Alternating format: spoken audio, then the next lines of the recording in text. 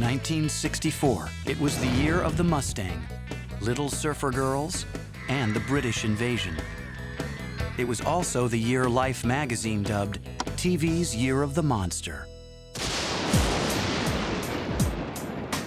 Ever since Universal Studios sold their library of famous fright films to television in the 1950s, classic creatures like Dracula and Frankenstein had once again risen from their graves. It's alive! It's alive! It's alive! Within a decade, monsters had become eerily potent pitchmen, selling everything from magazines and model kits to board games and bubble bath.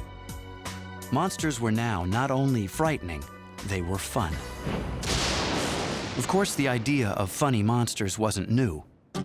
In 1945, kid-friendly versions of Hollywood's classic creatures were conceived by Bugs Bunny animator Bob Clampett, who wanted to feature them in a series of cartoons.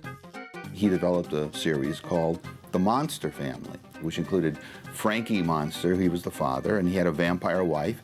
He submitted this to Universal and never heard anything about it again.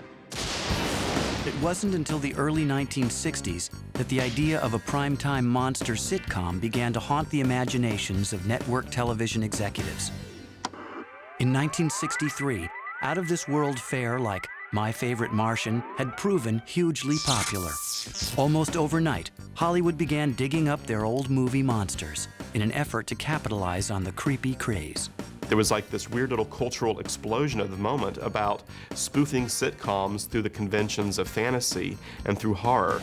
Third Place ABC network began developing two spooky sitcoms, one about a sexy witch named Samantha, and another about a macabre family of misfits, based on New Yorker cartoonist Charles Addams' most popular illustrations.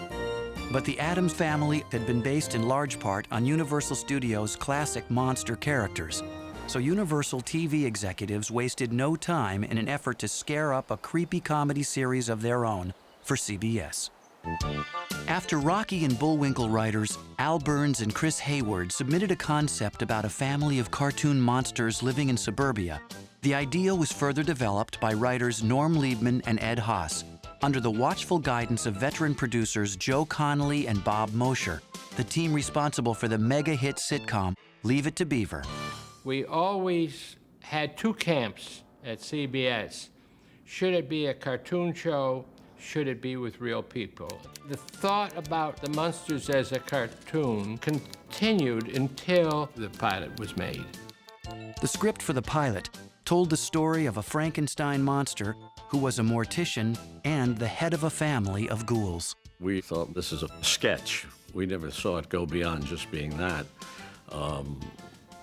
We never thought about casting. We never thought about, how do you make Frankenstein funny? In an effort to find the perfect actors for the far-out project, the producers quickly cast popular New York stage and television personalities Fred Gwynne and Al Lewis, who had already demonstrated their brilliant comedy timing on the popular NBC sitcom Car 54, Where Are You? The phone rang. He said, by the way, we're doing a pilot for a new series. Would you be interested? At first, I thought it was an idiot friend of mine, playing a practical joke. The rubber-faced Lewis seemed the ideal choice to play Grandpa, the over-the-hill vampire who dabbles in black magic and delights in reminiscing about the good old days back in Transylvania. And at 6 feet 5 inches in height, Fred Gwynne was the perfect fit for the lumbering, bumbling patriarch, Herman Munster.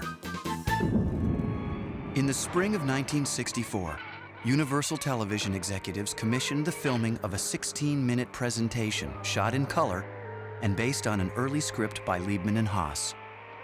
Why are you whispering? Oh, I don't want to wake your folks. Oh, don't worry about them. They're always up all night. It was intended to show CBS executives just what a family of funny monsters would look like in the flesh. Someone's coming. Hi, Uncle Herman. Hello, Marilyn. I forgot my keys. I'd like you to meet my date. This is Jack.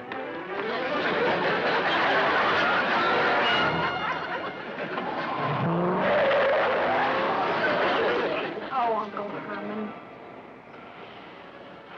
What's the matter with me anyway? The test made the best of an existing set, theme music from an old Doris Day movie, and a cast that included Joan Marshall as Herman's vampire wife, Phoebe, Happy Derman as the couple's werewolf son, Eddie, and Beverly Owen as the Munsters' young niece, Marilyn, whose all-American beauty made her the family misfit. The Munsters felt they were the most normal family around, and the one that they kind of took pity on was pretty Marilyn, who seemed like a grotesque mutant in this family. The character had been inspired by one of Hollywood's best-loved movie stars. Think of the name, Marilyn Munster, Marilyn Monroe. Certainly the wig they put on me made me, I mean, no way would they ever make me look like Marilyn Monroe, but they sure tried. You're home early, dear. Have a nice time.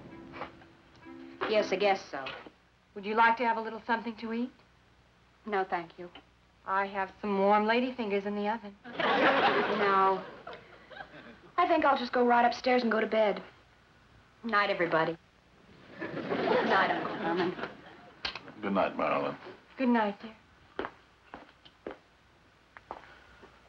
Although the presentation was photographed in color, the producers decided to hedge their bets by striking distribution prints in more cost-conscious black and white. It was $10,000 more to do it in color than in black and white. And neither CBS or Universal was willing to pick up that extra $10,000 a segment, and that's why it was shot in black and white. Eddie, would you come down here? I want to try this jacket on you.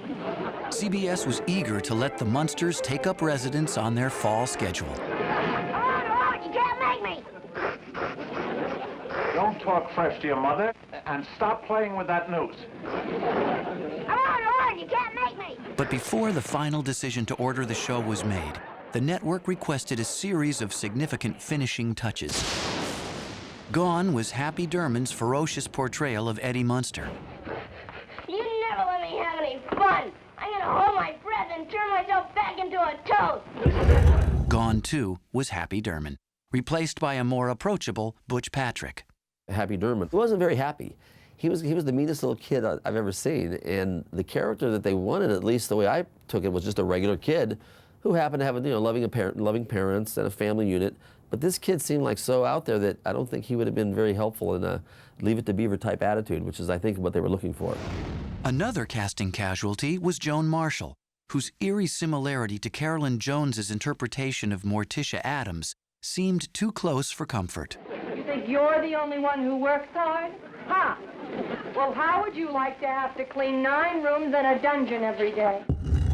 In an effort to give Herman's wife a warmer, more earthly appeal, veteran screen siren Yvonne DiCarlo joined the cast as Herman's steadfast vampire wife, Lily.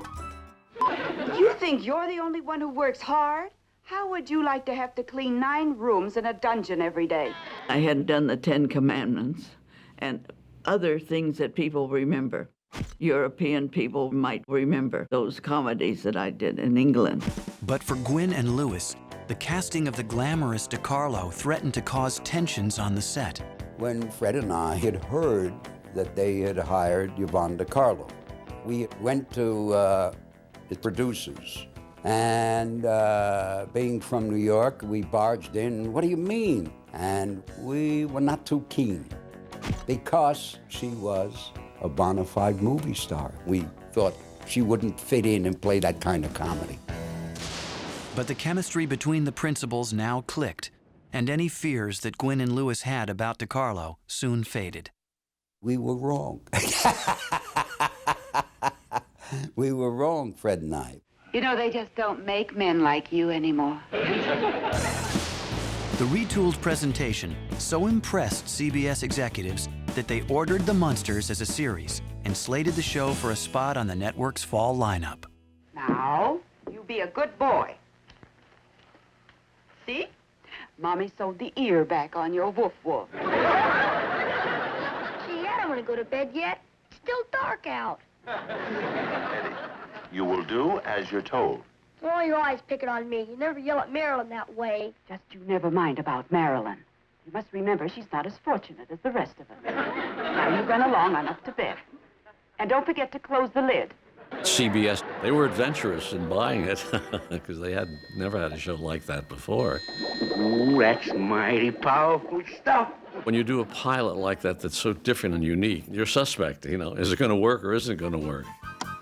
As the 1964 television season approached, it was anyone's guess if the resurrected creatures from Universal's vaults could live on, or if the Munsters would be destined for the TV sitcom graveyard.